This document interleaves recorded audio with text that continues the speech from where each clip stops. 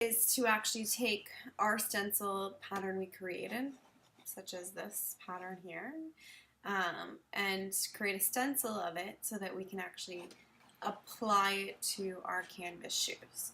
So if you haven't found shoes yet, they have them at Michael's, Walmart, or Den's. I grabbed a pair at Winners, wherever. You shouldn't spend more than $15 on a pair. And we're going to create this part today, this stencil, so that we can cut out our design and stencil it on. Now, they created multiple ones and cut out multiple because they bought that one.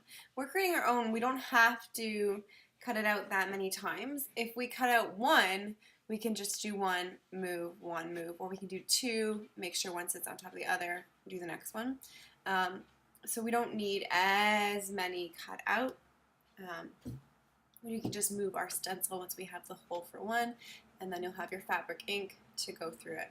So I am at home today, so I created a new tessellation this morning to show you the steps for making your stencil. This is my tessellation that I created. A lot of you are doing the overlapping, so I added that to this, and then a lot of you have the basic structure. So tried to make sure that I'm showing what you guys have. It is a color stencil here, and we want to create just a black and white version, so it's easy to see the negative and positive of what's going to be cut out and what remains. Some people still have this design, and if you still have your original creation, awesome. All you're going to do is select it and change the color to black. So if it's still a live paint,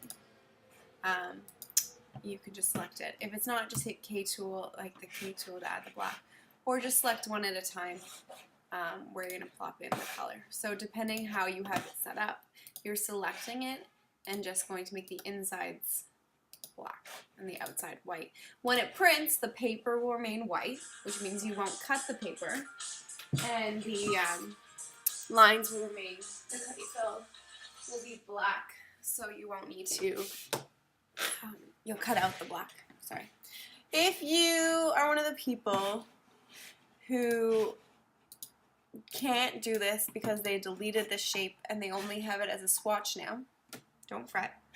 If you left it like this, just make 3 in a row, be black and white, and that's all you need. You don't need to create that many. That file there, you'll just save as a stencil and upload it to ManageBack. I created a file called stencil, and then I will print these all out on cardstock, which is a heavyweight paper, so it won't tear easily and it's more durable. So please upload to that space, black and white. If you don't have a file like this because you deleted it and you just have your swatch here, don't fret. I'm just going to make a giant box and add the fill. It's not black and white, but if I grab my cursor and double click my swatch, so I'm over here to double click it, I can make these black and white. It's not the end of the world. I just select black inside and it changes it. And I can do that for any component of it. Again, black cursor grabs them all, white cursor grabs one at a time. But you're just going to create a black and white color space. So black inside, white outline. So if you don't have a white outline, make sure that you're on the black inside, white outline. Mine's a white outline with defaults, but if yours doesn't, please change it. Otherwise you won't see anything. And then done. There's your stencil. As long as you can see 3, make sure your box is big enough that you can see 3. So you have 3 in a row. So I'm just, well, you're just being mean, refill.